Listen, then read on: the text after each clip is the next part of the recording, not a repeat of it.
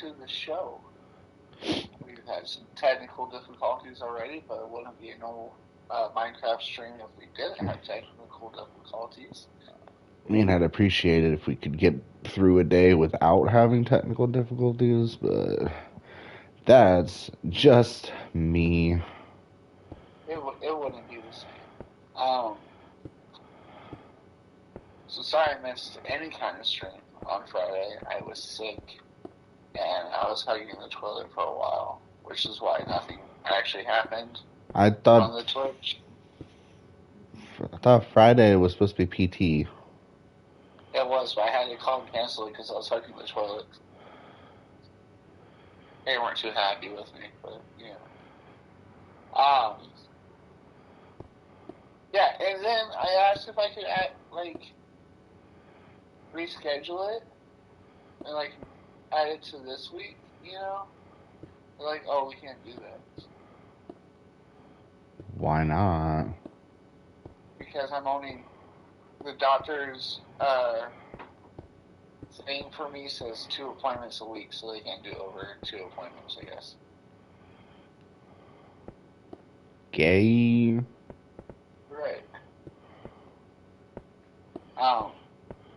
Anyway, so yeah, sorry about that. Superliminal will be posted this week because of it.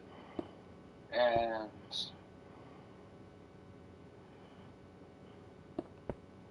we're streaming Monday, Wednesday, Friday. I have physical therapy at 11:15 on Friday. You're gonna have to tell your doctor to stop scheduling you on our stream days. I'm gonna start kicking someone's ass. I got them to switch it to 1 day a week, so it's a work in progress.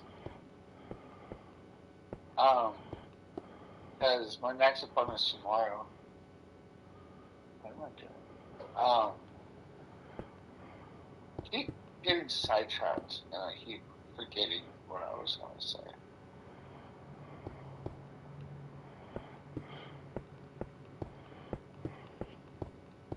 Anyways, guys, we're live Mondays, Wednesdays, Fridays. If I can't make it on a Friday, which seems to be a thing, and as long as I'm not hugging a toilet, I will be posting. I'll be still going live before this Friday. Would definitely be before the stream, so I'll be hanging out playing Fortnite, I guess, until I have to leave, and then I'll play a replay of one of the past episodes we got. And what's the point of doing that?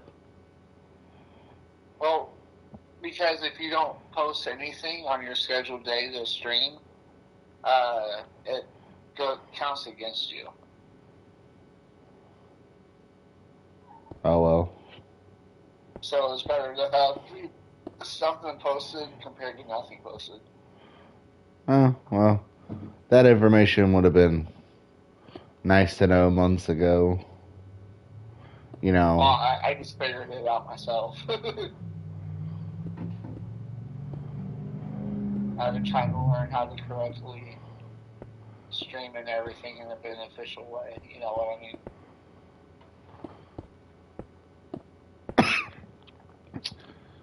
I also stream Super. I do that on this channel, and then I post it on my YouTube. So make sure you check my YouTube out, which is just Evil One Games. On there you'll find the Minecraft series, Superliminal series, and I'm figuring out exactly what I want to do for a non-stream series, and hopefully I have something up and going by next week that is a non-stream series, so that'll be fun. Non-stream series are overrated. Everyone else does it. You see the problem with your logic, right? Everyone else does it? Yeah. I mean, if it works, it works, man. Rather do something that works, even if everyone else says it won't, compared to something that doesn't work.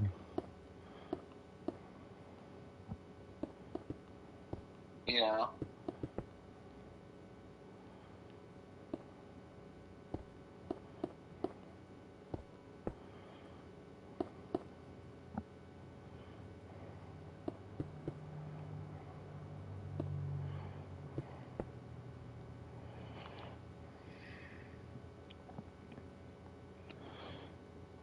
This is looking weird. You're looking weird. Probably. Ain't no skin off my back.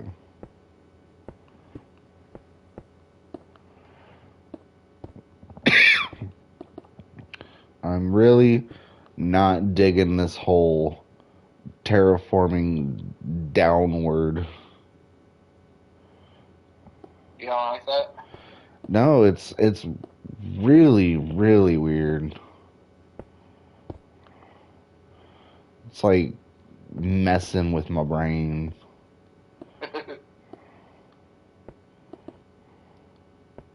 Sometimes you just gotta adapt, my bud.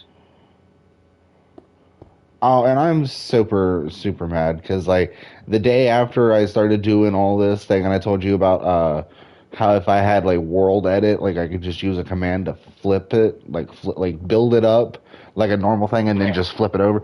I watched a video. It was like a 10-minute video. This girl said that she was gonna spend a week learning how to use world edit.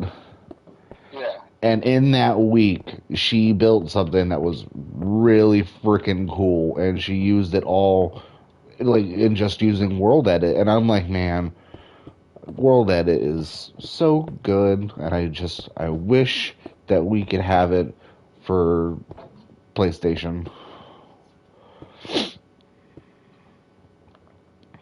All you gotta do is get your computer set. Or, like, I just gotta buy Minecraft and then get the mod. There you go. Yeah, but I don't want to buy Minecraft again. And even then, and even if I did have it, like there's no, I can't use it. That's cheating because you don't have it.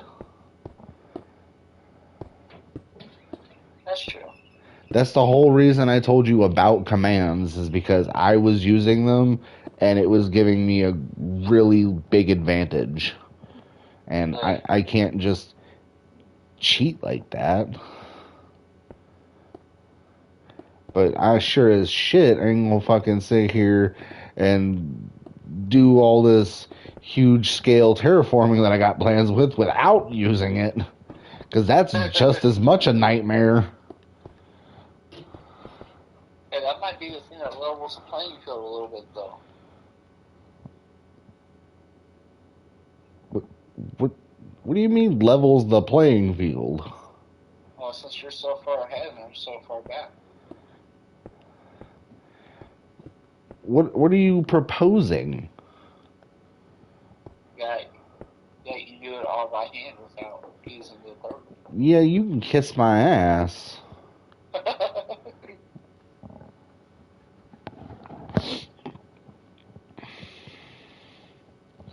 You said you're done with your terraforming. I don't want to hear it.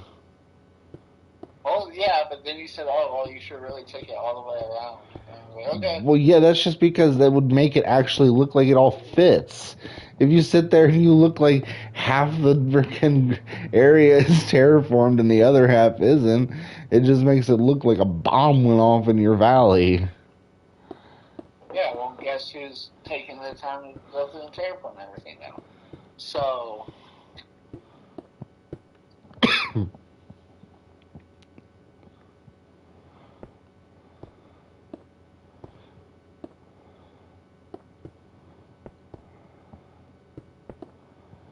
Man, I am craving boba. oh, I hate boba. Oh no. Why? I just hate the taste. Like specific, like boba tea or just like the boba pearls? The pearls. Oh, well that's okay. Um The drink itself isn't bad. like I stopped getting pearls in my orders because like I got okay, so when we first got some a boba place here in Piqua. It was a really crappy one because I mean it wasn't crappy. It's just it wasn't like an actual place. It was like inside the mall. Right.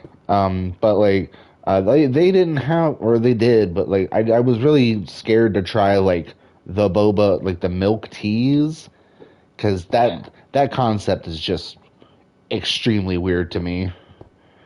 Um, but one day we went out to like the Dayton Mall, and there's a shop, or not the Dayton Mall. It might have been like the Fairfield Mall. I don't know, something like that. It was a mall, and there's a shop called FYE, and they have just like a bunch of just random, random like stuff for like anime fans and like merchandise for like a whole like really just some really weird stuff, right? And Yeah. Are we just saying all this in case someone watches doesn't know what FYE is? oh, I didn't know if you knew what FYE was. I most of my office is from FYE. I don't know. So okay, well, anyways, I don't know about you, or I don't know if you knew this about me, but I am a big fan of Digimon. Uh-huh. Love Digimon. I watched so much Digimon growing up, and I don't regret a single bit of it. I still watch it now as an adult. It's a fantastic show. Sue me, don't care. Um, but anyways, FYE had No, this. no, I'm sure they're glad they have at least one fan.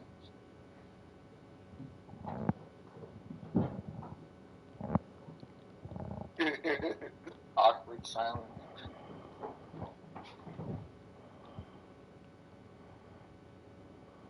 Go on.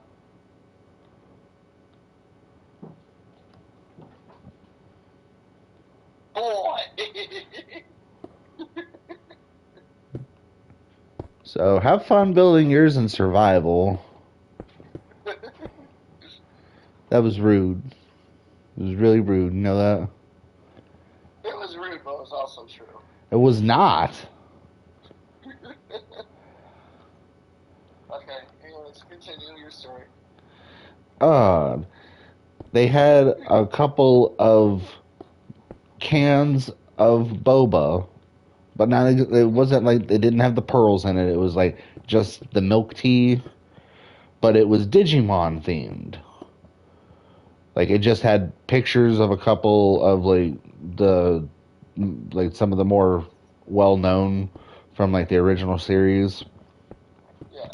And I decided to try one. And it was like it was a brown sugar milk tea, and it was actually really good. So when the boba shop opened up here in Troy, I started trying out some of their milk teas because previously I had only ever had like the lemonades that they do, Okay. which they do make some really nice lemonades that has you get like the fruit pearls in them and shit. It tastes really good. Just, So what do you do with your drink when you get one that you don't like? I usually try to finish it anyways. Okay. I feel like I give up. I just throw it away. Like, I'm, that's who I'm not gonna lie about who I am. I mean, it depends because it depends on like how bad it really is, Right, right. or like if I have the ability to change what I don't like about it after purchase, then I try that because I tried most recently. I tried these. Oh, what was it? I think it was like their tapioca pearls or their crystal. They had like a brown sugar crystal pearl, which I thought was going to be really good, but it wasn't like uh, I was not what I wanted. Like it just, I thought it was going to be like a popping pearl that just had like this like hint of brown sugar to it. No, it was like this chewy, but not chewy pearl, and it threw off my whole drink.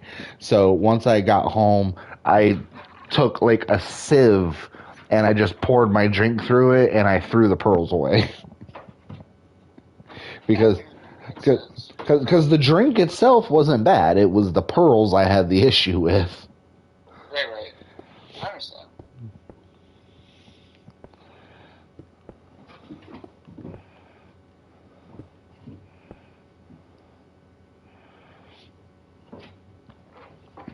This is kind of turning out okay. That's what she said.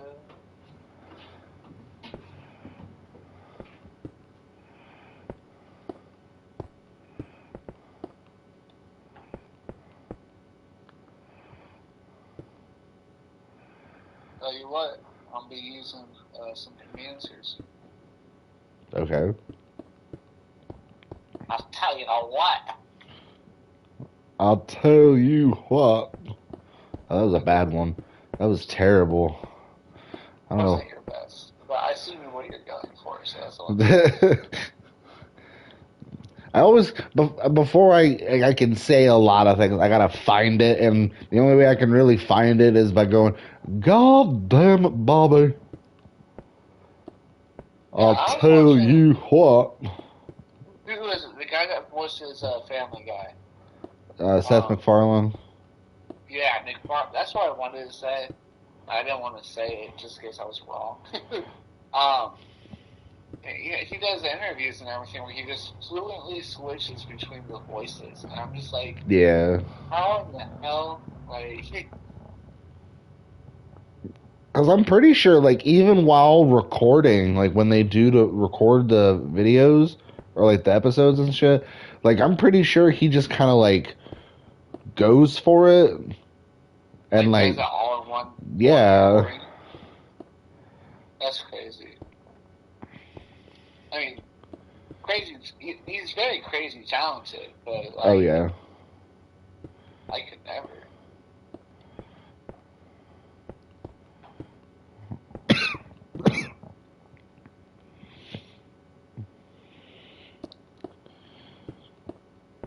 Like, I wanted to do a thing.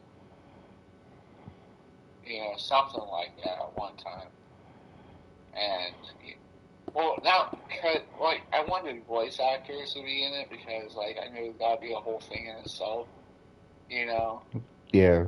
And, I was like, no one's gonna want to do this shit, so I'm gonna have to voice it myself. So I was like, I'm gonna have to come up with different voices for everyone. And I'm just like,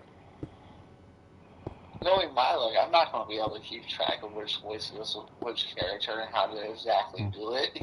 Yeah. Because I've been down that road before too, where I was just trying to think of like just different voices that I can do myself, and like there's not a whole lot of variation. Like I got a couple of them where I got this kind of like really annoyed one where it's just where he talks real monotone. It's just, oh, you gotta be kidding me. And then I got this one where it's got a lisp and it's like, hey, Samson.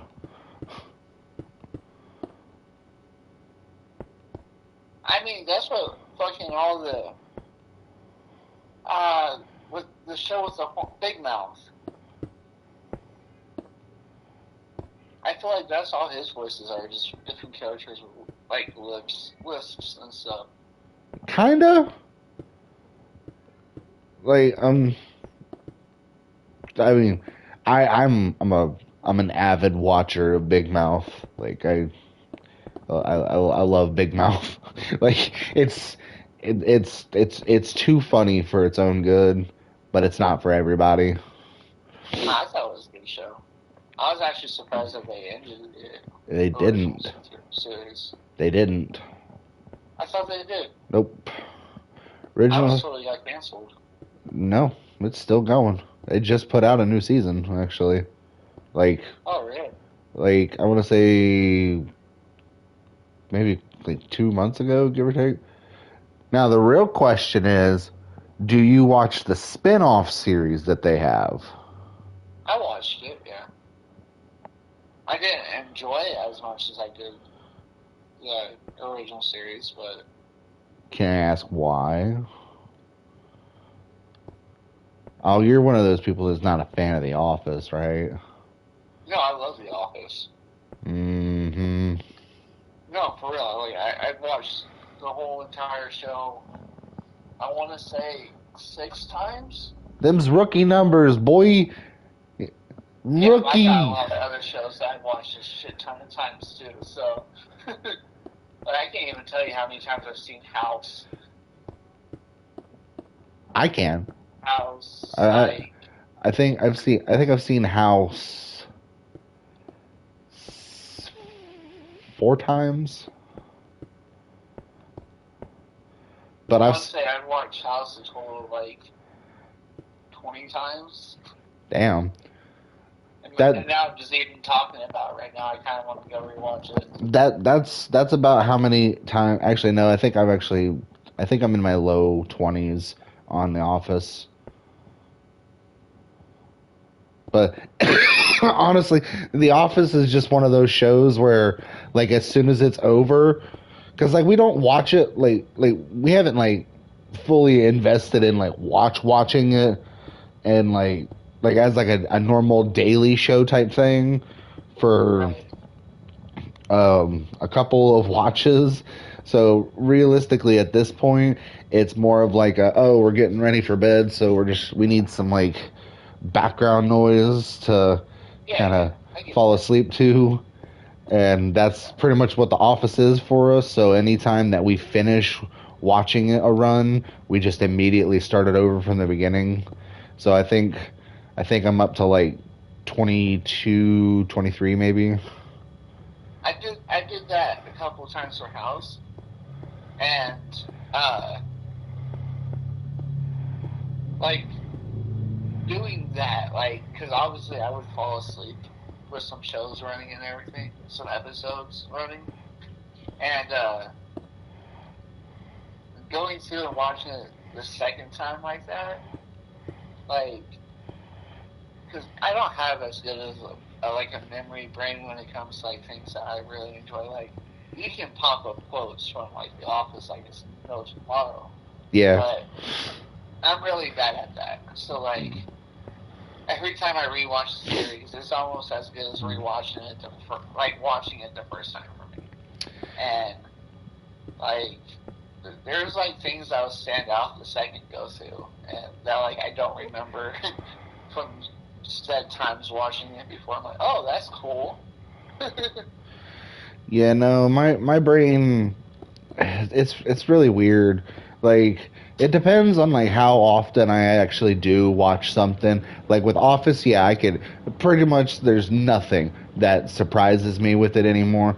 There are other shows that I've watched where it's been like it'll be a couple months or maybe a year or so, and like I'll remember like key details about the story, but then there are like the filler episodes that are just like, whoa, I don't remember this at all. But then there are other shows where I watch it and it's just like, yeah, no, I remember everything. And I'm like that with movies too, so it gets really kind of annoying in a way because like, sometimes I just want to watch a movie and then like be surprised by what happens, but my brain's Right. like, no, you're going to remember everything and nothing is going to surprise you. And I'm just like, but why? Because Fucking karma. cause, Uh, she'll be talking about a movie or a show, start like putting off quotes from it, and I'll be like, then she'll look at me and she's like, "What? You've never seen that movie before?" I'm like, "Oh, I have. It was just like 10 years ago at this point." And she's like, "Oh, same." I'm like, "How the fuck do you remember that?" yeah, no, Natalie's kind of like you in a way where it's like, oh, she'll watch it, but then like, unless it like completely like changed everything about her life, she'll usually won't Forget retain about it. Yeah, a whole lot. yeah, I get that. which is like a skill that I'm really jealous of. Because Well, there's a lot of movies that like I wish I could just rewatch for the quote unquote first time. it's good for that reasoning, but because like I like to consider myself a nerd, right? Like I love watching uh, nerdy stuff and nerding out about it and everything, like everyone else does, right? Yeah, yeah, But the yeah. whole being able to remember quotes and remember what exactly happened thing, that is a very common knowledge with most people, right? Like most people are able to do what you do, and so it's very hard to have conversations about something you really enjoy with other people when you don't remember as much as they do. Yeah. But then, yeah. But the weird part is like I'm like that with like a lot, especially like stuff that I watched in my childhood, like Digimon. Like there's so much information just about the first series of Digimon that I could tell you, or even even Power Rangers. Like I watched so much Power Rangers as a child, and there's just a plethora of knowledge that I still retain to this day. Like even though that I literally have nobody to talk to about Power Rangers, I had this information. Yeah, and like you know, I don't think I have to be the first person to tell you like Yellowstone, one of my top five favorite shows of all time, right? I can't tell you what the fuck happened for a season. I can't even like remember a quote other than like take them to the train station because that's like such a base like thing in the show. But like if it's not like base information, like I don't know. And I just hate that about myself. I feel like hate should be not a word you use to describe in this situation. But that's Well, just yeah, but me. like it's definitely a characteristic I don't enjoy at least. Because talking to other people, they're like, remember that one scene where that one thing happened, and I was like, no, because I don't remember it, but I want to.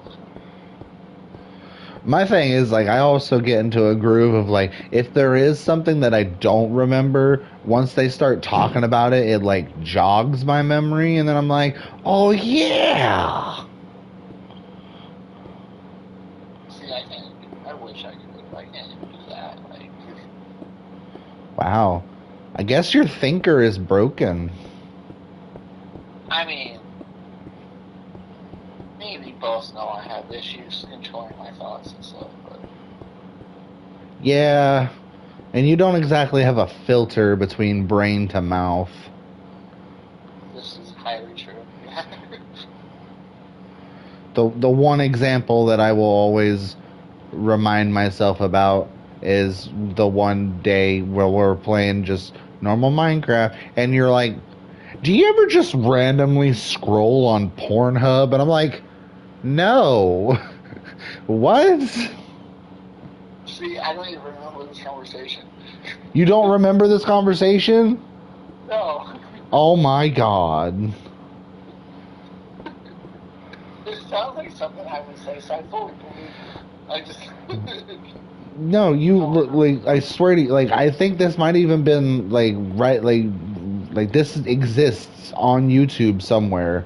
But like you're just like, yeah, no, like you ever just randomly scroll on Pornhub to see what people are like into that week, and I'm like, no, no, I do not. Why would I do that?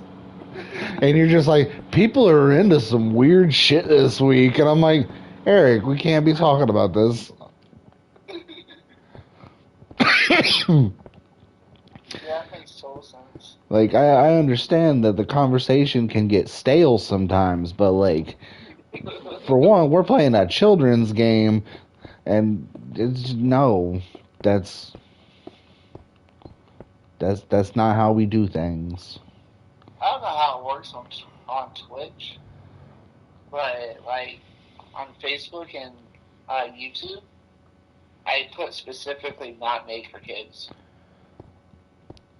Oh, I don't like have it specifically set for kids or anything.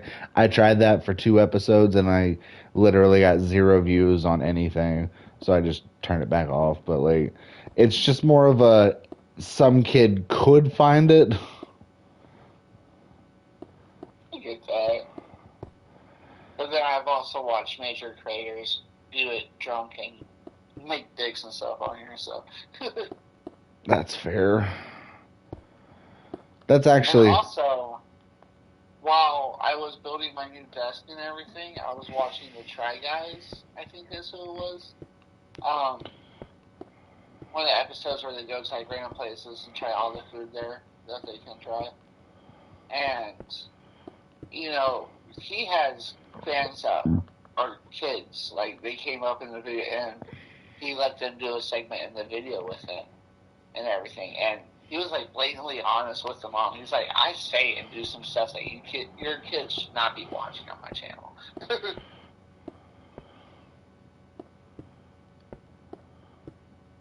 So I guess it just leaves it to like a moral purpose. Like, yeah. I'm not saying I'm like the most moral, by far, like, but like I don't know. I'm trying to rein in, like, if I want to do this, I know that having children viewers is gonna bump numbers, but like I've seen my statistics. I'm not getting anybody under 18 watching my videos, so I'm just gonna say whatever I want to say. oh, see, there you go. Like, there's no reason in biting my tongue when there's no consequence, because there's nobody of consequence watching. Yeah, and then you'll make it really famous, and you'll have millions of people going through rewatching all these videos, like, I can't believe he fucking said that. I'll let them. What are they gonna do? Cancel me? Oh no. That bigot from Ohio.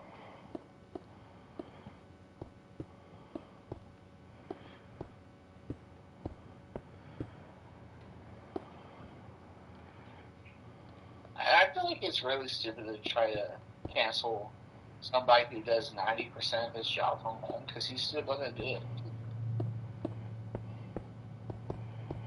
You know what I mean? Yeah. Like, no matter what I say, I'm gonna have some kind of fan that agrees with me, and when there's one of them, there's more of them. Like, I might see a dip in my income, but like, it's still there. Nug, get down from there. You didn't cancel me, you just put me on part-time.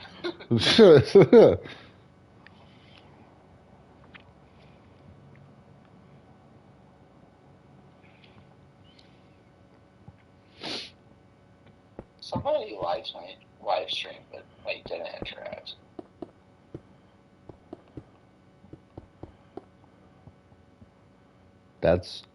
Is that weird? I don't know. But yeah, usually they'll pop in and say, hi, how are you? Do you want to buy my graphics? What do you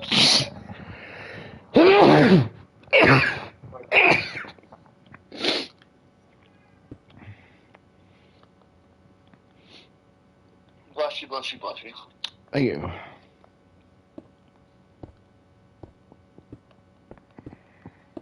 Oh, hi, Karma. Welcome to the stream. Don't leave. Wait, your fiance can't be watching the stream.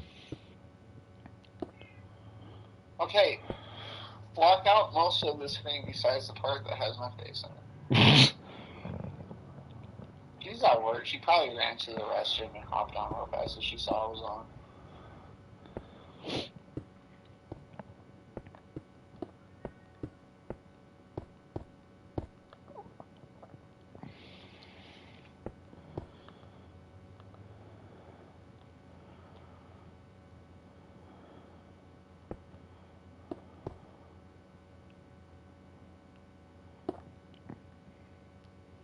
Yo, so I watched. I guess it's not new anymore, but I watched that Ryan Gosling movie, The Gray Man, Yeah, with that's some time. Chris Evans.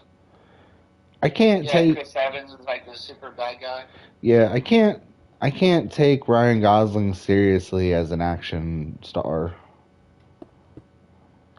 It And just. because well, like that came out pre Barbie, but now like going back and watching anything with him, all I see is, here.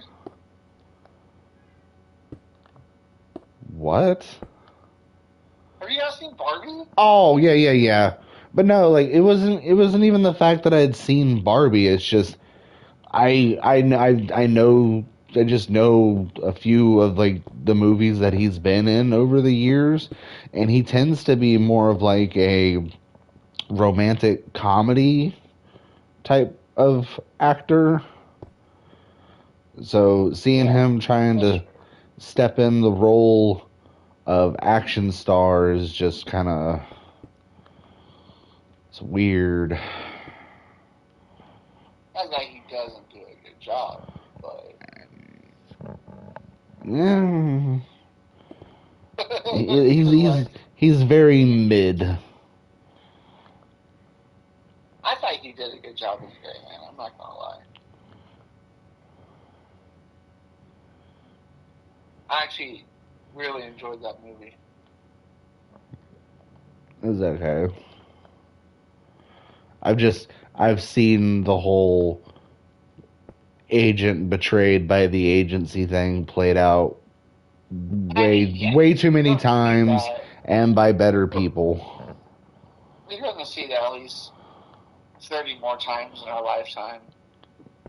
I, I there's there's already better people out there doing better movies. Like Yes. can we stop trying to reinvent the wheel? Like It will never Tom happen. Cruise has been doing this since '97. Yeah. Matt Damon has also been doing this since the early 2000s. And Matt Damon might be my favorite, one of my top favorite versions. But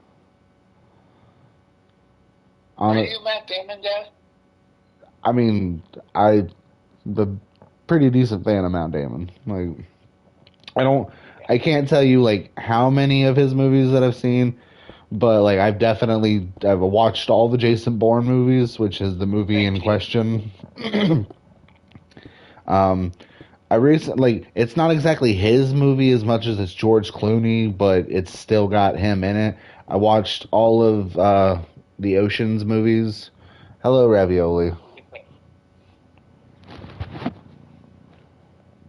Now the thing about Matt Damon is that he can do any genre. Oh yeah, yeah, yeah, definitely. He is a multi-genre actor. And Like that's a very rare skill to have. it is. Like we bought a zoo. Fucking That was awesome. Damon? I believe it was. Huh. I don't know why, but that huh. Now Okay. me looking it up real fast. I thought that was Wahlberg. Matt Damon. Huh.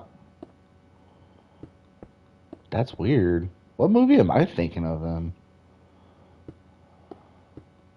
He was also in a.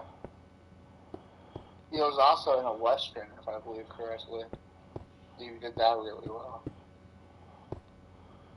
I don't know, I'm not much of a Western guy. It wasn't like necessarily a western. It was one of those. It is farm country, but a big company comes in and starts buying a bunch of land and forcing farmers out and stuff. So you mean your standard Western story? I guess it is a western. Okay. To me, a western is like cowboys riding horses, and, Yeah, but that does I guess happen. that is part of it. Like, It's definitely a recurring theme in Yellowstone, so I get it. so it's like what, like there are certain story, like certain types of movies, certain genres that just have beats that get hit, and it's kind of hard to stay away from them because like I could tell you just about any Western story, just about, not every, but just about any Western story has something about some fucking company or some dude coming in trying to buy up all the land from all the people, and he's this real evil guy, and fucking he's just always like, well, it's either you give me your shit or I'm gonna fucking take it from you. And then there's always a cowboy hero, and it's just like, yeah. Pretty much some stuff.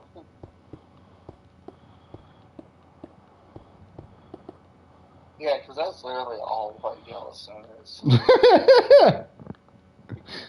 Hey, baby oldie. You laying Everyone on my wants the phone? land. We Duttons, we have to fight and die for the land. Yep.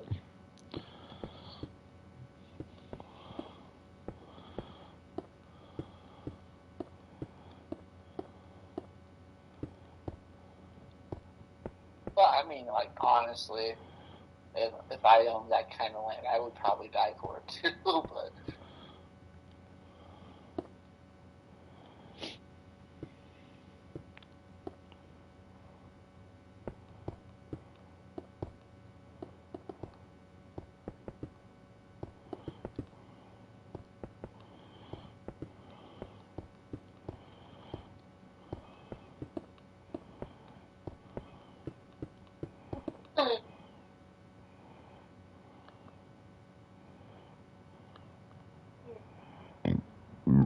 Oh, excuse me.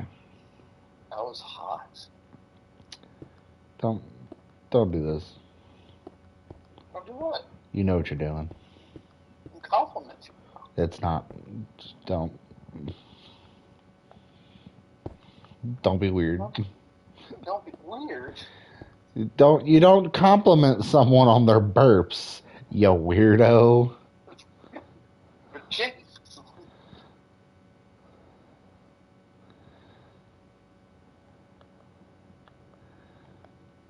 You act like I haven't spent my whole entire life trying to be that one weird person. Yeah, but there's got to be a limit. Is there? Yeah, there's got to be. Oh, that's why I don't talk about tofu waffle penguins anymore.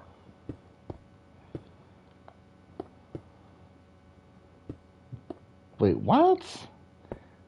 When I was in elementary school, Oh God. To the before four time. I came up with um, an imaginary world where the main character was a tofu waffle penguin.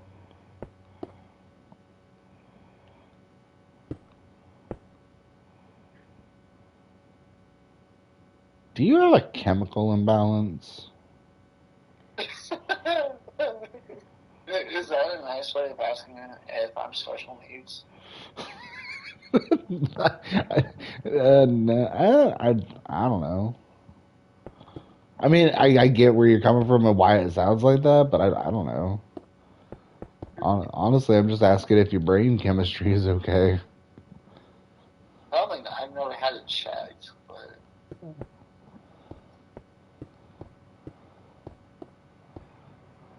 all I know is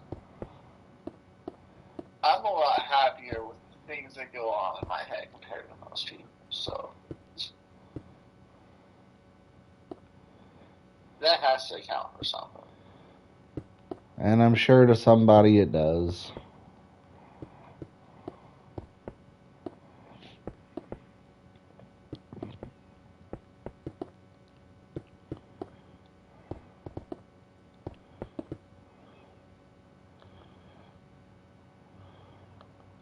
I mean, I've created thousands and thousands of different worlds. So I wrote about a few. I just never finished writing about them. So I got this one particularly in my head that just I've been working on for like years. My problem is that I don't know. Like I'm an ideas person. I'm not very good at like the follow through and the connecting portion of it. I get that. So it's like I constantly have these like ideas going off in my head that I think are pretty cool, but I just have no idea of how to like get those ideas into a cohesive format. Yeah, I totally get that. It's uh, it's a real Putting ideas to paper is a lot harder than what they make it seem like. damn straight. Cause like if I could get like some ideas off, like I think I could have like I don't know if it would be like a book or because like if I feel like it would definitely work as more like a an anime or maybe a cartoon. And that's one of the things I question is if I had a different way of letting it out compared to what I have accessible to me, what are the chances that it would actually get done? You know what I mean? Yeah. Like if I was good at animating and like doing anime and stuff, like there'd probably be something out by now. I mean, But you'd still have the to only thing, write it. yeah, but like at that point, as long as you have, your sketches and ideas and stuff like that, you have more of a base to bring someone else in to help you actually write the story. Yeah. Okay. Meanwhile, all I can do is either A, think about it, or B, try to write the book. But even then, I'm not the best writer in the world, so no one's going to really grasp onto the idea as well as something that can actually be drawn out and, like, paraphrase easily. Yeah.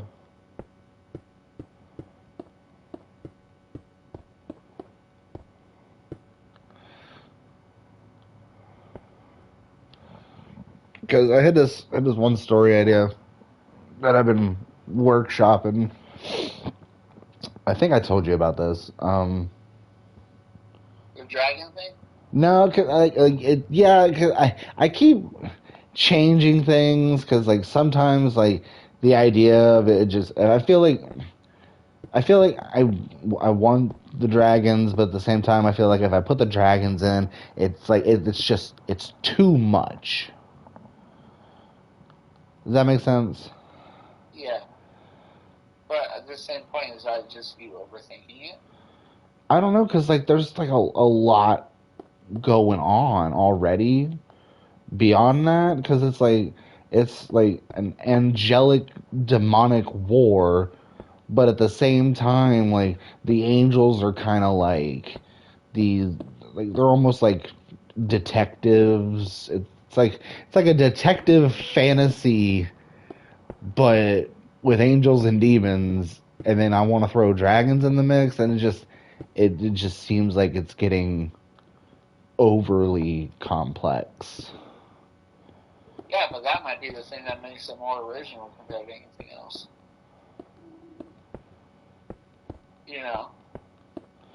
But then, I got all these other ideas for like how to put twists in the story, and it's just like I thought about you having like a time travel plot, but then I thought the issue with time travel is once you open that door, the door's open, and you either gotta like fucking close it really quickly, or you risk constantly having like time travel plot holes.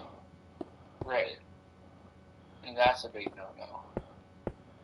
Because if there's one thing the internet doesn't like, is plot holes, especially plot holes that were created through time travel.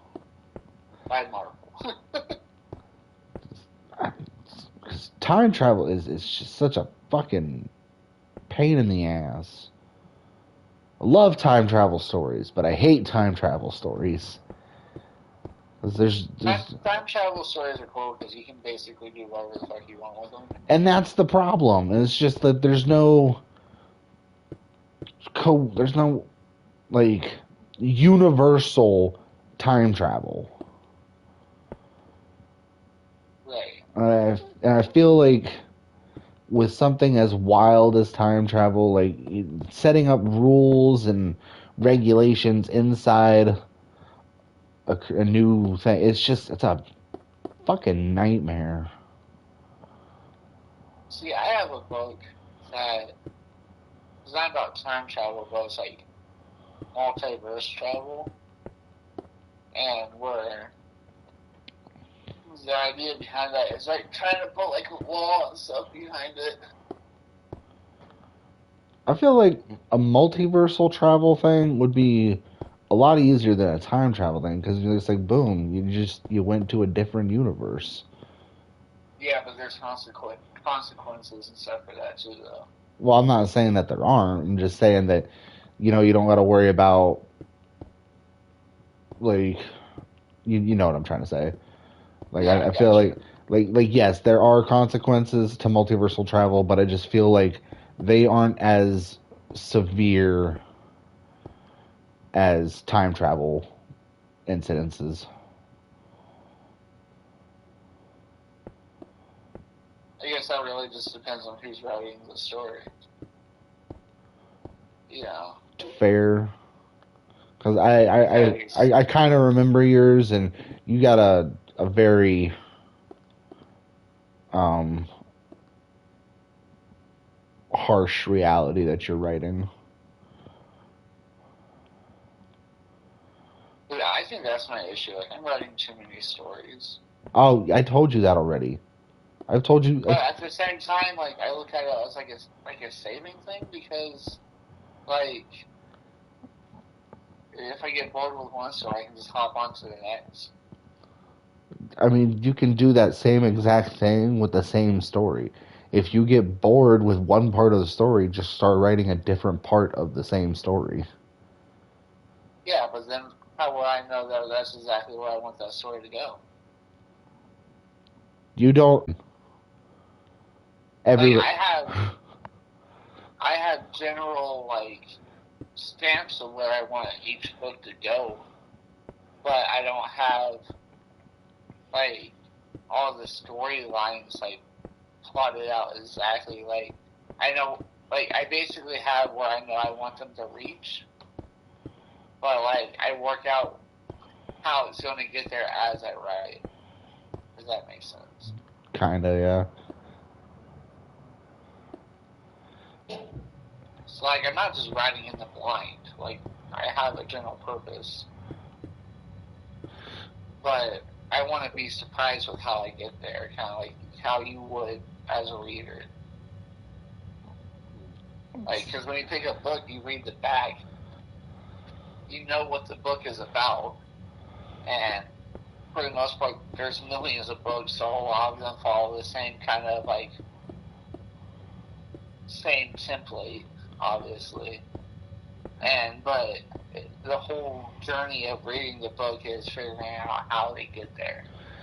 And I think that's what was gonna set mine apart because I was gonna do something that I don't think I've seen anybody do. I was gonna kill everybody. Like literally, the book would end when by ending the world within the book. And it's just like boom, fade to black, that's it, the end. No chance of survival, no chance of winning. Like the bad guy won. Done. Yeah, as far as I know, that's very original. But like, I also don't read a lot of books, so. Same.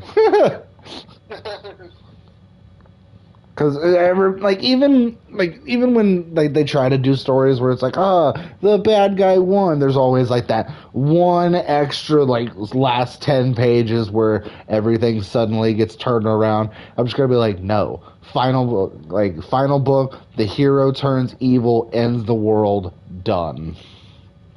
Right.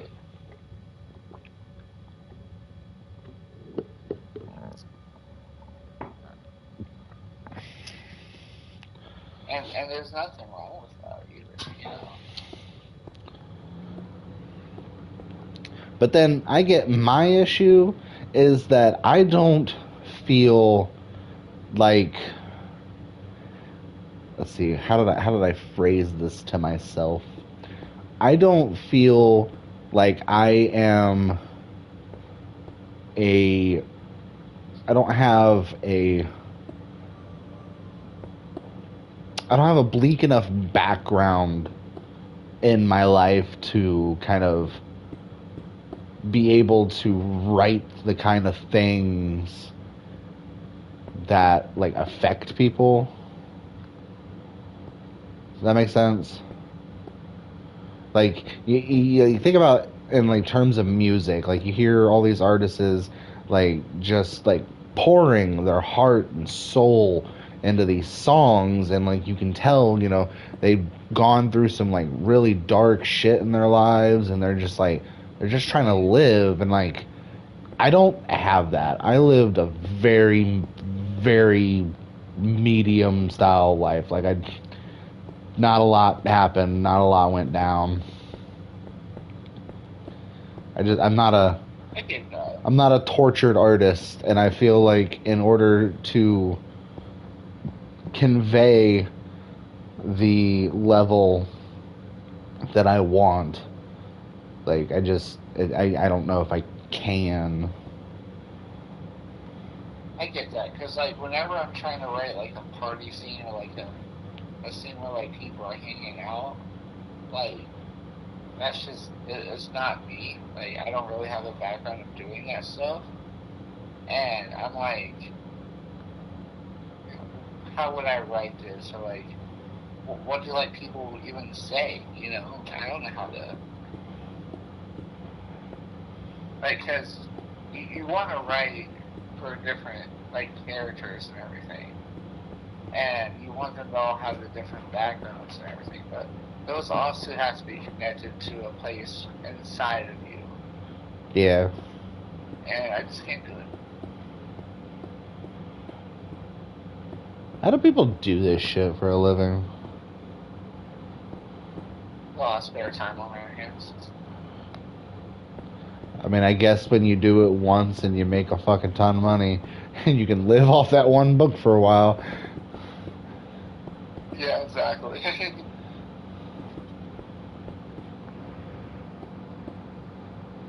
Because like,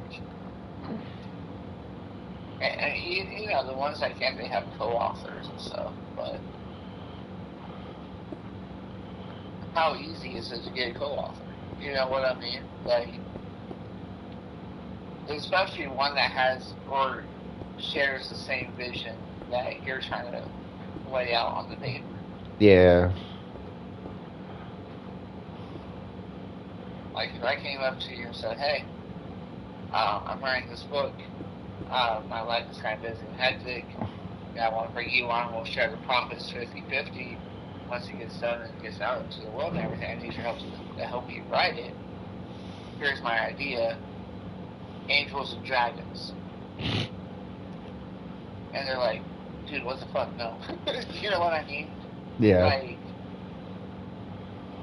how is one supposed to convey the idea in a tempting way to get someone on board? And even then, the writing process, it takes so long. What's to even say that they're inspired through the length of period of time that you are in the first place? No idea. Exactly. Like, it's a lot more complicated than what people make it seem. It's like the band Simple Minds. I believe it was Simple Minds. they posted on Facebook that all you need to know how to play on guitar is 3 chords. Because that's how they made it as a band back in 1960 or whatever. 1980s. Well, that's when they were the popularists, but not when they started out. Oh. That's how they started off as a band and everything, was just playing 3 chords and throwing some lyrics on top of it. But it's not that easy. Yeah. Especially, you know, since music is so frequently changing. Jesus. Like, and it's frequently changing, and it's complete, like, overkill by too many people trying to do it now. You know, back when they started, there was maybe like a good 100 bands that are like in the top levels of music, right? Now, yeah, everybody and literally their mother out there making music. Market saturation, yeah. And when you got people that like are they got parents that can sit there and fund them and shit, you get really low tier music but like high production value type shit. Yeah. That's how, well, I don't know for sure, but that's how I believe like mumble rap started. That would not surprise me. Yeah, a bunch of parents paying for the studio and the beats and the production and everything, and you just got someone who wants to be there but doesn't actually want to put in the effort to figure out how to rap. So there's like which is like, okay, I'm gonna eat my words very quickly after saying this. I'm not saying that rap is hard or easy. Like yes, like it does, like everything else, it does take skill. It does take time to develop said skill. But like essentially, like if you can't even be bothered to learn how to rap, like what even is the point? Right. And I feel like I know what you mean. Like, learning to rap is a lot easier than trying to figure out and learn how to sing. Like yeah, like essentially it's just it's kind of just you're just talking fast, but like there are different levels and different styles, all that shit. Like, and just like singing, it comes natural to some people. Yes. Like, some people don't have to try. But like, some people don't even have to try to learn how to play guitar. They just pick it up and they're naturally good at it. It happens. I don't know how it happens. Like, if someone could show me, that'd be great. God smiles on the few.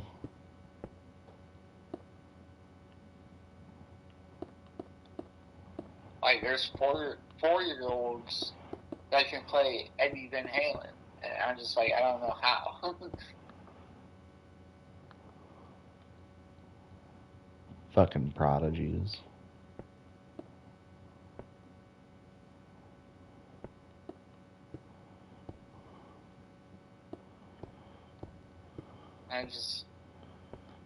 I wish I knew what they knew to be at the level that they are, because their future is already set up for them.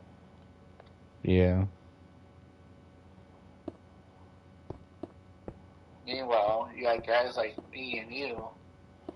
We're decently okay at a bunch of different things, but we're not fantastic at anything. You know? Jack of all trades, master of none.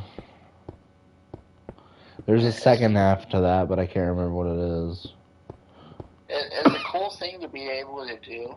Like, don't get me wrong. Like, it's cool to be able to say, hey, I know how to play guitar, piano, ukulele, and I also know how to do video design, graphic design, a bunch of other things. But am I going to give you the greatest song in the world? No. Am I This going to ain't give the you best song the in the greatest world. graphic you've ever seen? This is No. just a tribute. Couldn't remember the greatest song in the world. No, this is a tribute.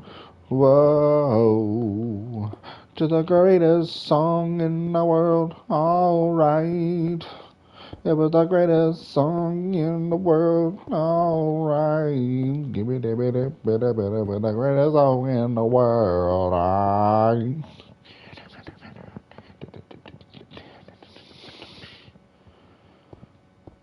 Sorry. You're good.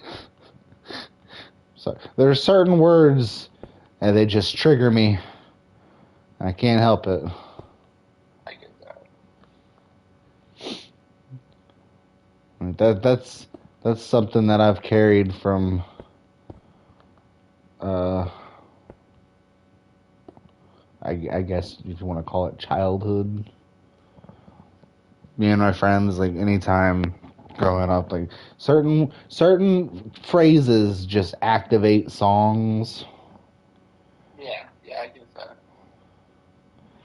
It is both a blessing and a curse.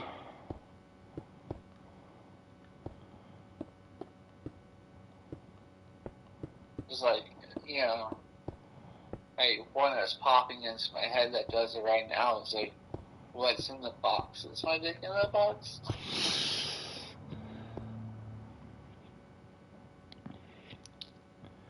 Oh damn, what is it, dog? I forgot it's Mother's Day.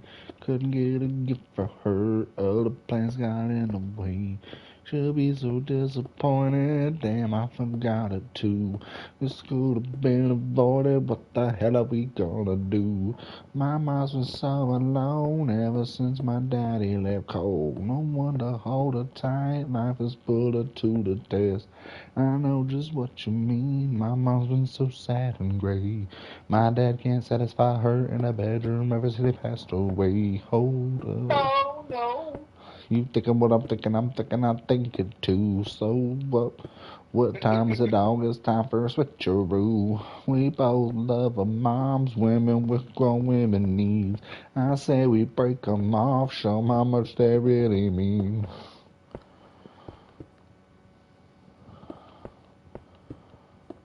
Oh, I wish I could meet Andy Samberg in real life.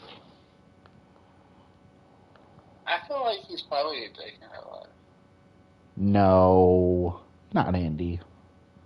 I refuse to believe that. Like, he's one of those people that, like, rose up to fame really fast. Okay, so these peaks are not peaking the way I wanted them to, but whatevs.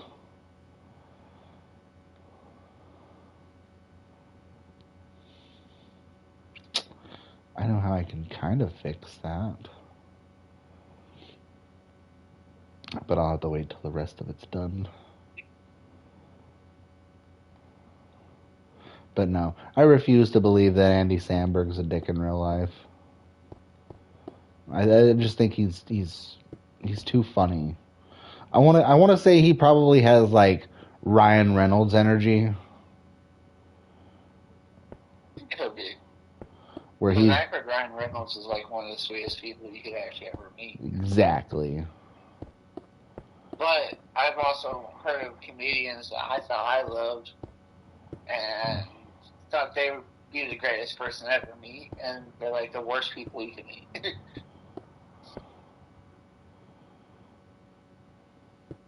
I just I don't see how you can be a person that writes a song about putting your dick in a box and be a dick. Go Riders, What? Ghost Riders. Oh, no. I can't believe that either. Damn, it's already been over an hour. Yeah, we failing it today, boy.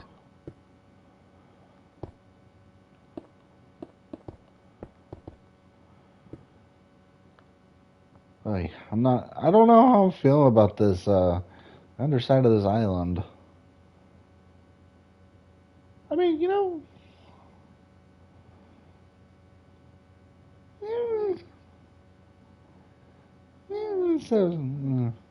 I don't know.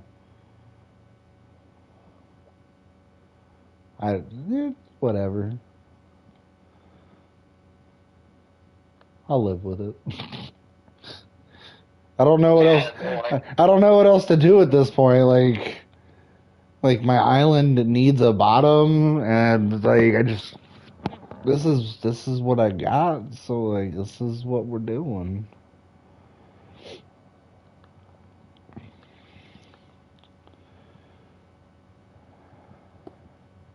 You know what you could do to make it a little bit easier on yourself? What? Have a bunch of waterfalls coming from underneath of the island. Except that doesn't make sense logically inside the actual island. Maybe not, but Plus, I already got plans for other island because so instead of just having the one singular floating island, I'm gonna have a bunch of like smaller islands also floating, and a couple of them are gonna have like ponds that like have waterfalls that flow over the edges and shit. right. Trust me, man. Like this place is like hardcore been thought out. Oh no, I trust you. Like I my want that on record too, that I trust you.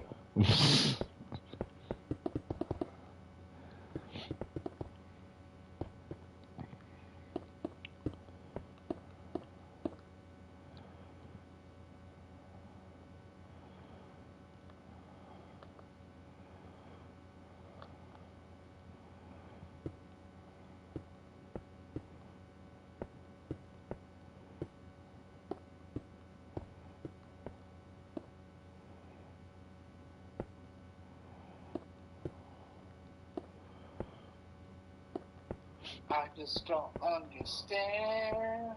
So what you doing? Terraforming. Yes, I understand that. But what exactly are you terraforming? The bottom part of the mountains. Oh, like you making your cliffside? Like, wait, did you say you were actually making cliff faces, or did I just dream that? You jumped that. Oh, seems about right. So how are you doing the bottoms then? You just sounded like a complete robot.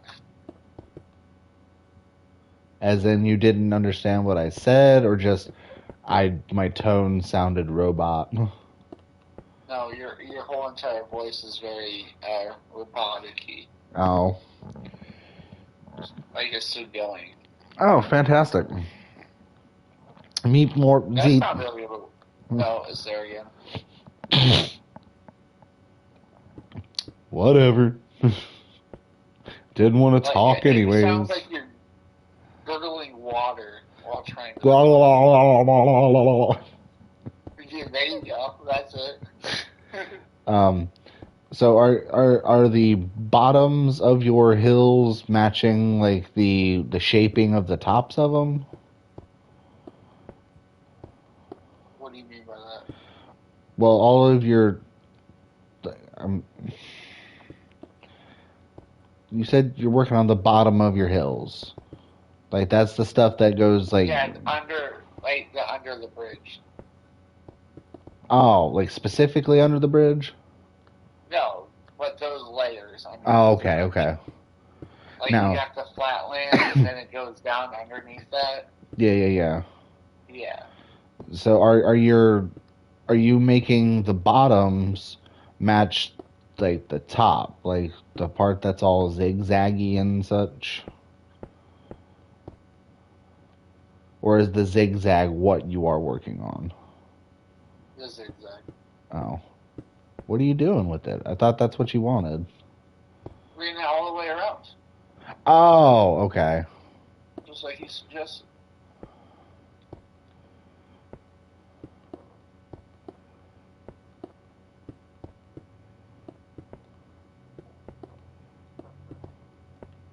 When are you gonna start working on your island? And is the bridge gonna connect to your island? Yeah.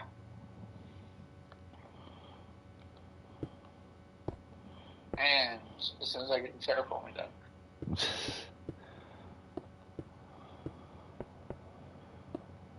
It's because it's a lot easier to terraform than it is. Well, I don't how know would what you I know? ate, but it's not tasting well. Actually, I know what I ate, but it doesn't.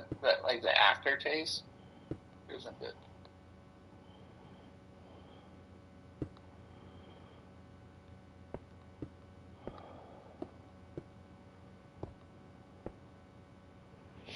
And actually, me terraforming right now is actually pretty smart on your part because it allows me to see how much space I have to build the actual church and stuff. So. Oh wait, are you putting the church on the island, or is the church gonna be um Freestanding.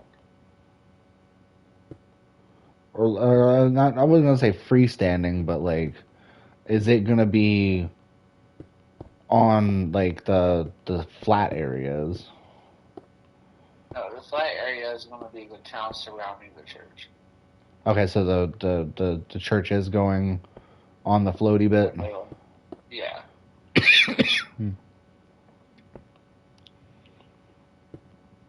Cool, cool. No magical powers like you got, but.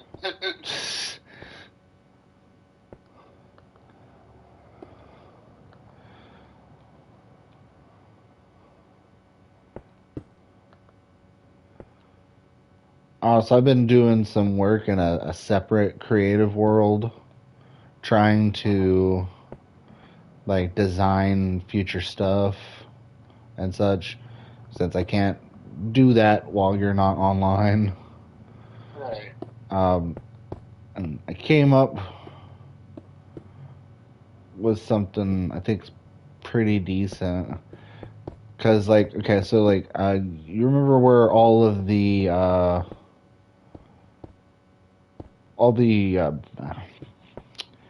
words, hard English,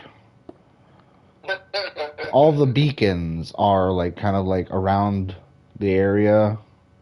Yeah. Okay, so those beacons, I think what I'm gonna do is I'm gonna build my wizard towers at those four locations, and then like the chains are gonna be like attached underneath the wizard towers. Kind of like the wizards decided to like live on top of the chains to make sure that they always stayed safe and shit. Makes sense to me. And then in like the basement of the towers, every wizard is gonna have like a portal that I've been working on. That's what I was doing. I'm doing some work on creating what I think would be like a cool looking portal. Um,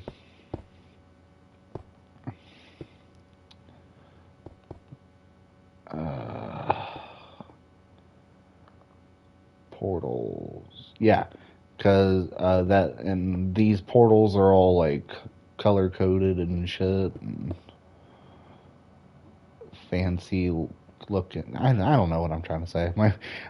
I'm like I'm trying to like describe this freaking portal to you, and my brain's just like you're building, you're building, you're building, and not thinking. Like You're having Jesus. an Eric moment.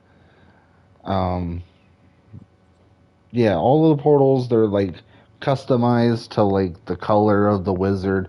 I don't know if I'm going to be able to do it in this world, but like beyond one of the beacons area, there's like a small kind of mountain range up here. I kind of want to like in the future, way future. I want to like build the mountain up more, and then I wanted to build like the wizard school that I was talking about. Right. And then like in the lore, all the portals that the wizards have in their basement lead to their like specified wing of the school.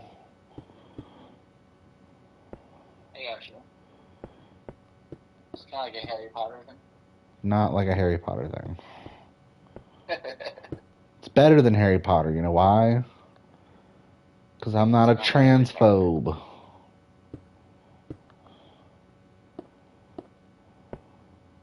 That was one of the things I could never really get into.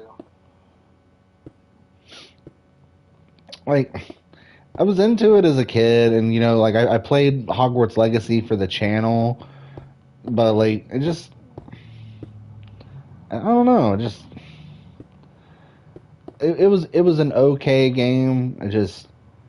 It got tiresome really quickly. Right. Like there's only so much that you can really do, and the combat's repetitive. The Oh, story, I hated that. Like, especially about like Assassin's Creed. Like, they're all the same fights. essentially. I mean, and I'm not like I feel like somebody would try to probably be like, "Well, Spider-Man's the same way," but no, Spider-Man's not, because like there are multiple different ways that you can do a fight in Spider-Man. Like you could do it where you fight everybody in the air. You could do it. You fight everybody in the ground. You can fight people with just your gadgets. Right. And different suits have different abilities and stuff like that, so. Meanwhile, Assassin's Creed, you're literally just the same fight over and over again, just a little bit harder. Button mash to save your life.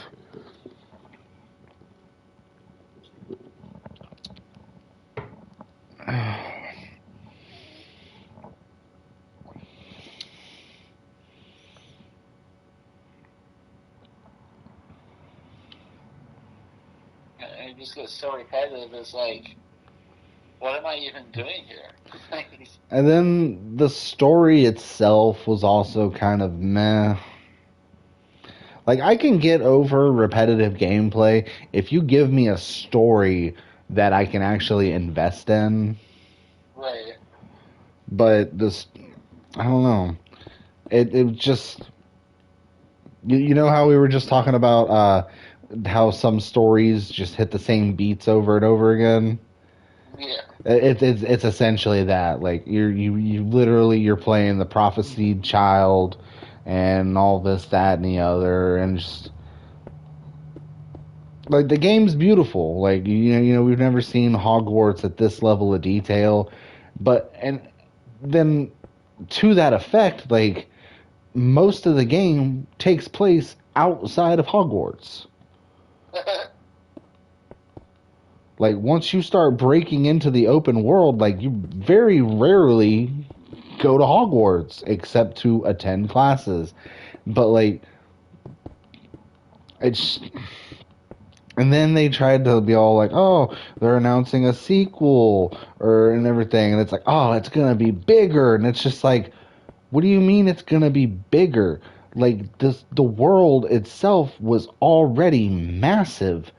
Like I feel like if anything, the first game should have just been confined to Hogwarts itself. Like maybe they could have allowed you to go down to the freaking what's that fucking village? Uh, what's it called? What's it called?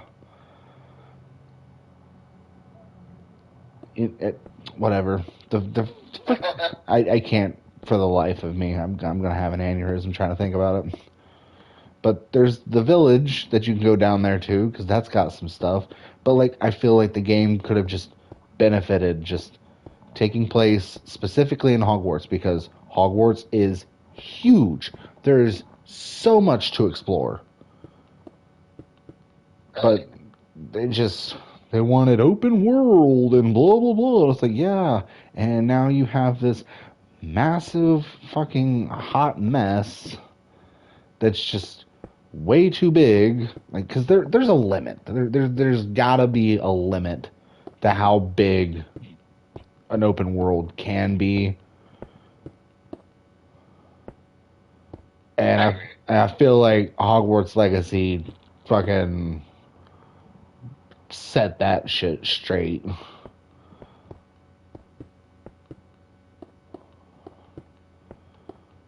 You know, another franchise I never really got into is Star Wars. Yeah, I'm gonna stop you right there because. Well, I think what killed it for me was why is it all out order? That essentially, okay. I don't know if this is the real thing or just something that I heard and just never stopped perpetuating.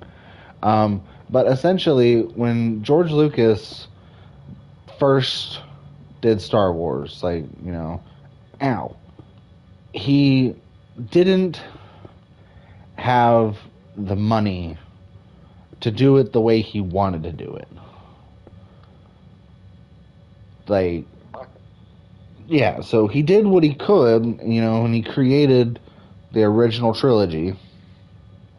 And then when he went back, the way he wanted to do it was how he did it in Phantom Menace. But, like, the technology was just, it wasn't up to where he needed it to be at the time he needed it. Right. And so I don't know if that's the thing, or maybe he just was the precursor to what a lot of franchises do nowadays, and it's just that he wanted to make more money off of his IP, and all of his characters were just kind of, or he told the story he wanted to tell with those characters and just decided that, hey, what if I just showed Darth Vader's origin? Because I watched a series on Netflix called The Toys That Made Us, and I know that a lot of things in Star Wars were based off the toys that came out for Star Wars because of how long it took for him to make the movies. Hey, get fucking down! Get down! Sorry. The toy companies would have to come out with toys in order to keep the toy franchise alive. And then George Lucas would be, like, that's really cool, like, and incorporate it into the movies. I mean, that's also a possibility. I don't know. People do weird shit.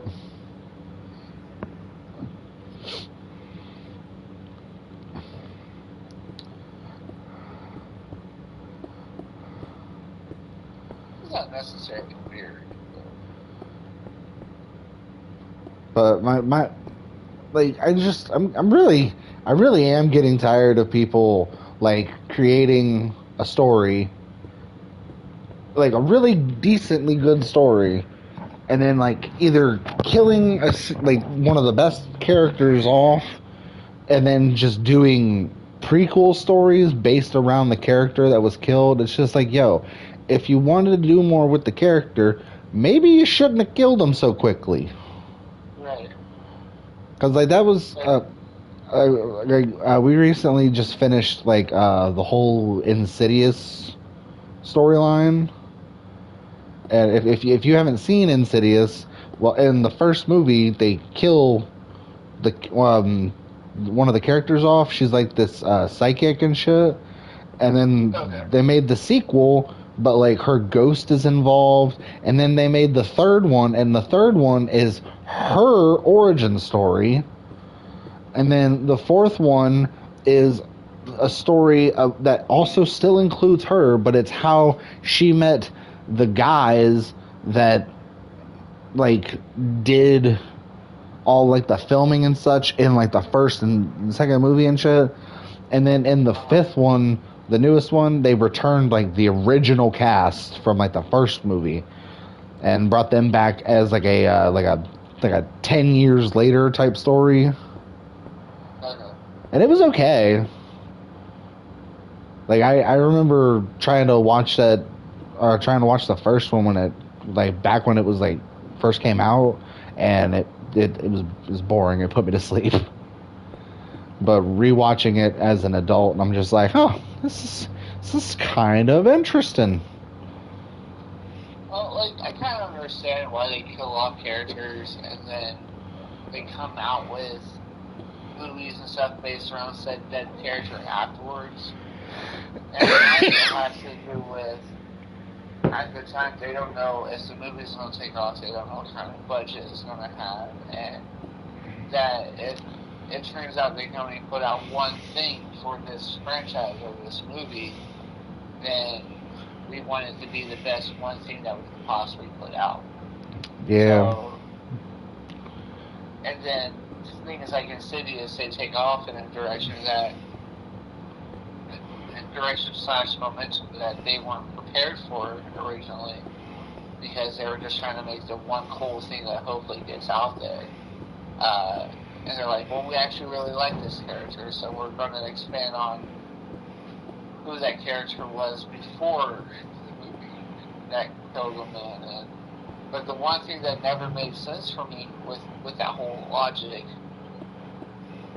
was Black Widow in the Marvel Universe. Because they had the budget, they knew what they were going for.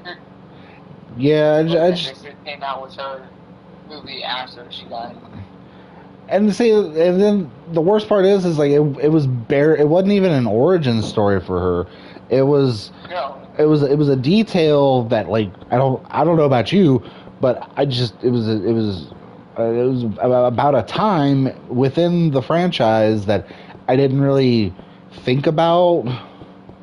Just like, here. Basically, like Black Widow Civil War. It was a movie that didn't need to happen because there was like no relevance and timeline or anything that happened in a specific point of the timeline. So it was a movie that didn't need to happen, but it was a filler that happened. Yeah. It's like here's how Black Widow kind of became Black Widow. Also, Black Widow has a family and a sister and there's a guy that controls all the Black Widows. There's not just one Black Widow, and he's using Black Widows to fucking control the world. It's just like okay, more about how you don't care about this character. It's just like all of this would be interesting information if she was still alive and it meant anything. Yeah. Like,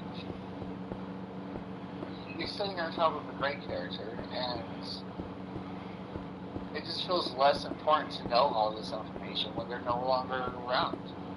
Yeah. But I mean, did you watch What If? New season of What If? No, not yet. I've heard good things about it, though. It's so good. Like my expectations were relatively high after season 1, and season 2 like delivered and then some. I mean, it's cool because they show you like what if this situation didn't happen the way it did, or stuff like that. But I only bring up What If because one of the episodes, it actually has to do with like the other widows. Like one of the episodes was about the the widows, the Red Room, and all that. Right. Now, have you watched Echo yet? No, not yet. She's not interested in it, so I'm gonna have to find time on my own to watch it. We watched the first episode last night, Okay. and Karma at first was very iffy about even watching it. She's like, I don't even remember the character from Hawkeye or anything. I'm not interested in it. And then we started watching it, and she got very deeply involved in it. Well, honestly, I'm surprised that she wouldn't already be at least slightly interested in the character, just given the fact that she was an ASL interpreter and Echo is deaf. Like, I know that's like a weird Well, no, statement that to was make. my thing too. I'm like, she's deaf. You should enjoy this. But like, her worry was a lot of it wasn't like uh, actual deaf actors or anything. And I'm like, no, like there's legit deaf actors. There's legit uh, ASL interpreters in the show and stuff like that. So once she started watching it, she had a lot of fun, like saying whether or not they're using the correct signage and stuff like that. But and then she went and read like that the actual Echo actor is actually deaf, and I think that helped her get more interested in it. But That's cool. and she's like, "Well, Hawkeye's supposed to be deaf." I'm like, "Yeah, but when they first introduced the Hawkeye character, they didn't have the budget to make him deaf." Well, it's not even that. It's just that at that point in time, he wasn't deaf. Like She's like, Clint, comic book character is. I'm like yes, but the comic book character wasn't always deaf. right. Like, And I'm like, if you remember Hawkeye, they showed him as losing his hearing. So like, like they give you a bunch of little snippets of like things that have like slowly started to make him lose his hearing, but like the character, comic book or not, has not always been deaf. and I don't know because I haven't went through and like read his individual comic books, but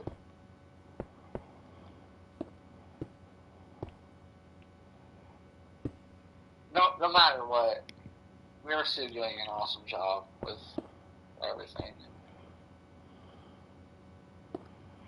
I'm excited to see where things go, but I'm also hoping that they throw in the Spider-Man into it at some point. Into what? The Daredevil, like they kind of already did by having him be his lawyer, but like I would like to see Tom Holland's Spider-Man take on that Fisk. Oh, I definitely feel like it's coming. Like I feel like now that the home trilogy is done, and I think at least for one, they're gonna have a more kind of grounded Spider-Man. Oh yeah, the friendly neighborhood version of the Spider-Man. Yeah. Yeah, that's what I thought too. Especially now that he has his own apartment and had to make his own suit and everything. And because they fully jumped into the whole, hey, you're Spider-Man, you're an Avenger thing. And so they kind of did it backwards. Yeah. So I'm really hoping that if Tom Holland comes back as Spider-Man, because I heard a rumor that he's not. He is. But, He's. I think he's got contract for 3 more movies. Which is sweet. And I'm severely hoping that those 3 more movies are the friendly neighborhood Spider-Man. Well, see, like I know, like I can't say I know, but like I feel as though like like if he is technically done, like I know he wants to be done because like he doesn't just want to do this for the rest of his life. So like I feel like there's definitely going to be a passing of the torch event coming. So what I think we can expect to see in the coming years is there will probably be like I think he's gonna have at least the next one before they do Secret Wars and all that. I feel is definitely going to be a Venom one, just so they can get their Venom story out of the fucking way. Because after that, there's going to probably be an introduction to a new Spider-Man, be it either Miles Morales, Silk, Gwen Stacy, whoever it is. There's going to be a new Spider character introduced, and then the third one, either Peter is going to die or he's going to move on in life and trust. Who? Why are you soaking wet? Why are you wet? Are you sticking your head in the sink?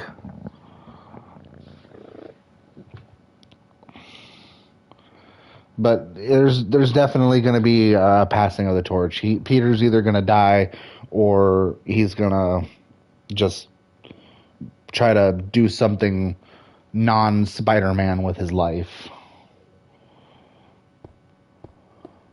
Which I would prefer that route, because that opens him up to always, like, a chance for him to always come back. But because if you remember, Tom Holland's saying why he wanted to be Spider-Man is that was his dream role. That's something he swore, like, if he got it, he would always be Spider-Man no matter what. And so when the news broke out that he said that he was just kind of done being Spider-Man, I was really surprised. Same. Yes, hello. Like, I understand it's probably a lot of hard work actually trying to be Spider-Man and stuff, but you shouldn't let that dissolve you of, like, the one thing you love the most. Yeah. Like, if somebody told me right now, if I get fit as fuck, I can be Batman for the rest of my life, guess what I'm fucking doing? Why would you pick Batman, though? Batman's always been my favorite.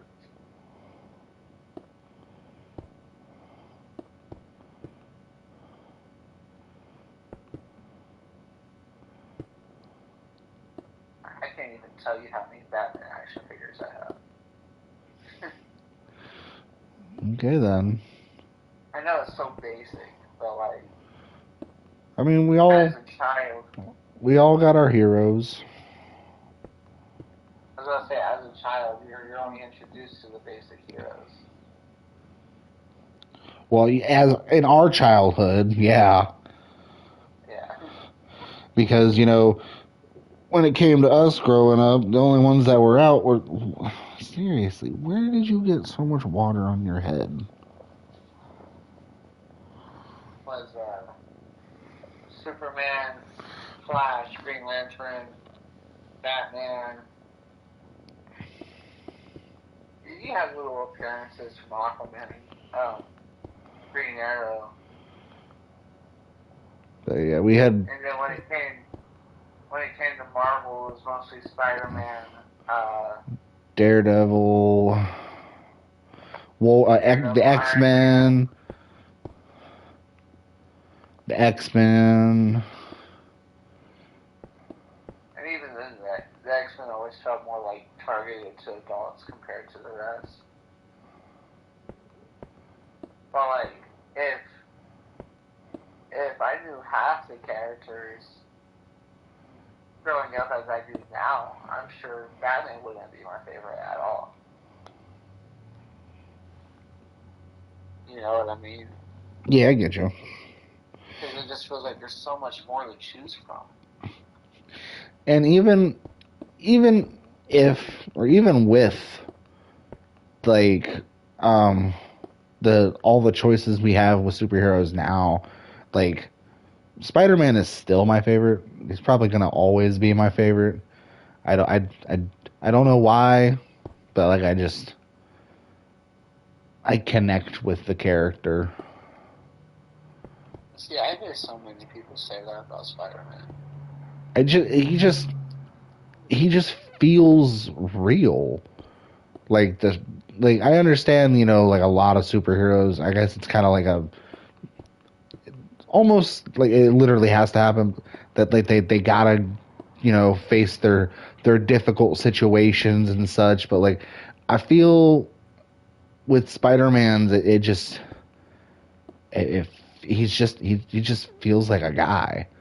Like, See, you say that, but like to me, Spider-Man's one of the most unrealistic superheroes out there. and are you judging that based on his powers? No, Okay, so why? I mean, part of it is A, his powers, right? But B is how many people lose everyone in their family and are able to provide themselves a home and everything But that's the thing. on a low budget He can't do that. He broke. while saving the city at the same time. Is that possible? Yeah, I think he lives in New York. Rent there is like $3,000 for a studio apartment. That's if you're lucky. Yeah, so homeboy has to be working at least 2 jobs on top of saving New York.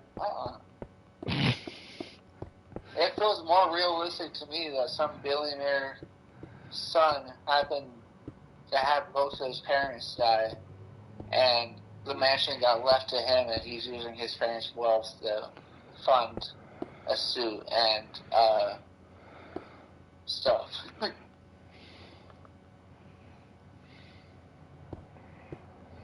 And weapons and stuff. It seems more realistic to me.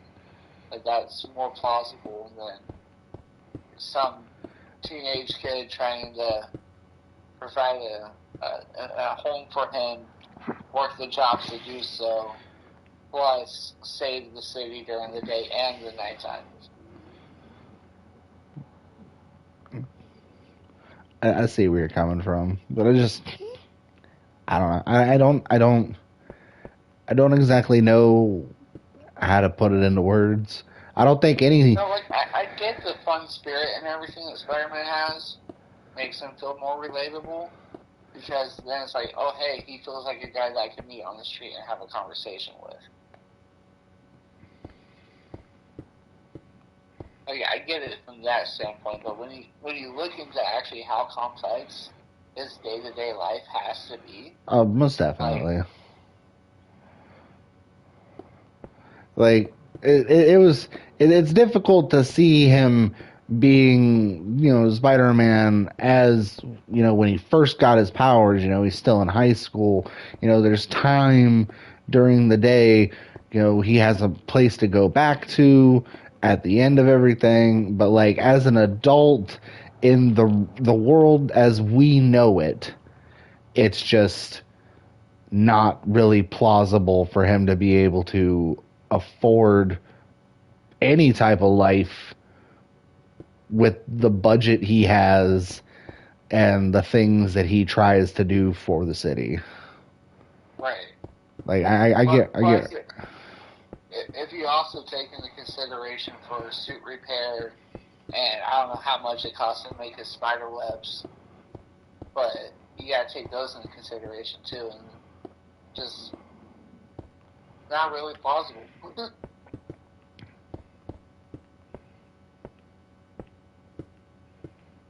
Meanwhile, again, like Batman, he already has the money because his parents left it to him when they died, and he only fights crime at night, so he can have a normal day life.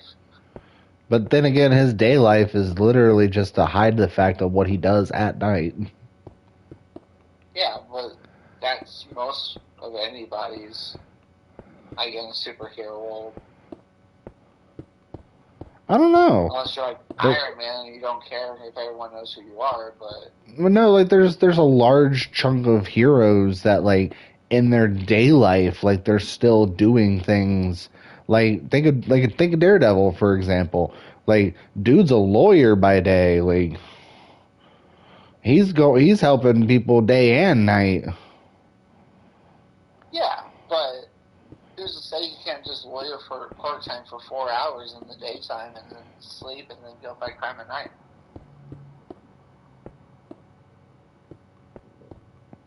Lawyers get paid a lot of money, like, that's possible.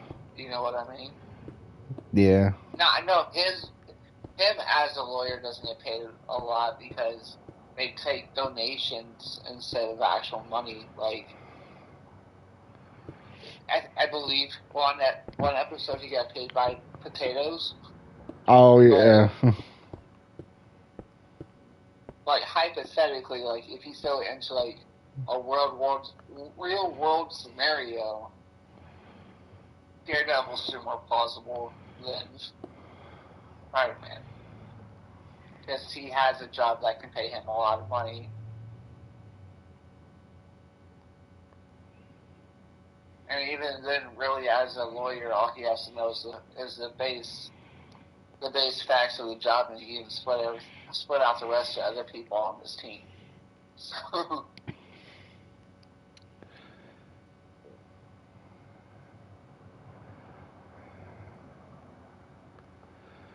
the Green Lantern is basically Batman, but with a different skill set. So, I would say Green Arrow is more like Batman with a different skill set because he's. I meant to say Arrow. I didn't mean Green.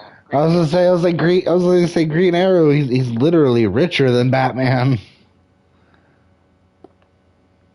Green Arrow he's richer than Batman, but that's because he still actively tries to do things in his father's name.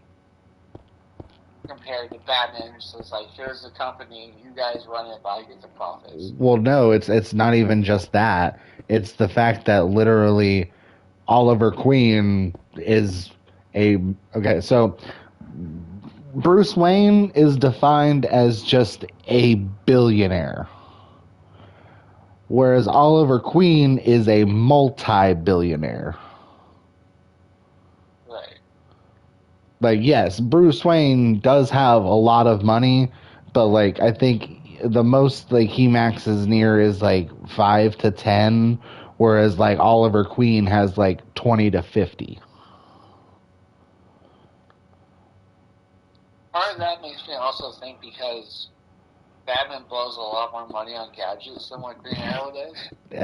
I understand where you're coming from with that, but Green Arrow also has gadgets, and it's just that Oliver Queen's company is better at making money. He does have gadgets, yes, but you don't see him busting through a wall with a big jacked up armored vehicle. But no, you know what he does have though? Explosive arrows and all that type of shit. That's a lot cheaper to manufacture than a fucking bat. What? That. No. I don't know what the pure logistics of it is. It just small bombs on the tip of an arrow seems a lot more feasible, considering you got people in houses building those than.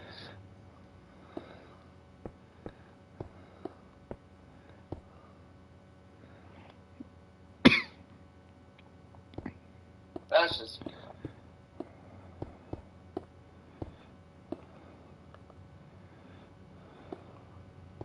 Going up in the air, take my aerial shot. No. Now at least I have it all connected on the base all the way around. We're almost done. Or not almost done. I'm about halfway done with my terraforming. I'm almost done with the area underneath the bridge, and then I'll have the actual mountainsides for the city to do, which is going to take me a lot longer than what underneath did, but that's okay. I'm not really complaining. My wife.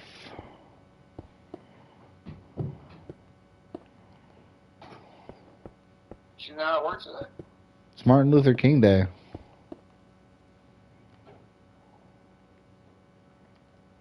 Wait, did they actually close for? Yeah. They took away last year. they took away Good Friday. Oh yeah, that's right. It's the opposite of what I was thinking. Yeah, no, it's really dumb because now the next day off we have doesn't happen until May. Yeah. So I gotta make it through or April or something like that. It's really far away is the point I'm trying to make, and I've gotta find a way to keep my sanity for the next few months. PTO. Yeah, but see, I can't take that because you're not here. He's not allowing you to take PTO on him off? I don't know if he will or not. Like I know he's let Suzanne go, but like I don't know if he'll let me do it. See, technically, he's not allowed to stop you from taking I know. PTO on him off. But see, the issue that I face with that is that if I do take off, I am gonna have to at some point make up the numbers for not being there, and That's true, so. because the other line's not caught up with you guys yet, are he will never, like it's just not possible. Like since they somehow fixed my one robot in that one cell that kept on fucking up, he physically cannot keep up with me. Is that, well, it's the loader and the loader? Yeah. He's not able to? Yeah. Like, I think his best night was we had like an hour of downtime and he got 285 in 8 hours and we were only 15 parts behind him. Every other night, I am sitting there and me and Suzanne are pushing 320, 330. You get me and Alberto back there, you might have a chance. Yeah, that's what I'm saying.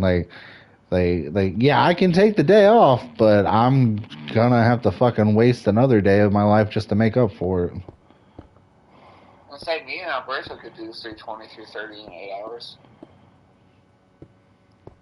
As long as everything ran correctly, and I didn't have to go help people. But fortunately, the number's only been like 600, so there's only been like one day that we really had to stay, and that was like last week or so. Fortunately, Terry wasn't there, so it was really, really nice. But they had like a fucking hour of downtime because the fucking one cell of theirs went down, and we ended up getting like 345 and they ran like 265 and we were out by 11:30. So who watches the department when me and Terry aren't there? That day, Terry was out for 2 days. One day Bill watched it. The other day Christy was kind of looking over it. Gotcha. Even though she's doing all of her own shit with the fucking GM stuff. You still ain't got a supervisor for GM yet? Nope. That's fine. And honestly, I with the way they're doing things right now, with Terry watching 2YC and all that, I don't think they're gonna. Like I feel like they're just gonna keep having Christy watch or do the GM, and then just have Terry watch 2IC, 2IN, and take off. No, but that handicaps 2IC though. Because if they ever wanted to run 2DU or the other specialty line that Christy is technically supposed to be watching over, they can. Hey, I know that. You know that. I don't think they care. We both know they don't care. But Jesus.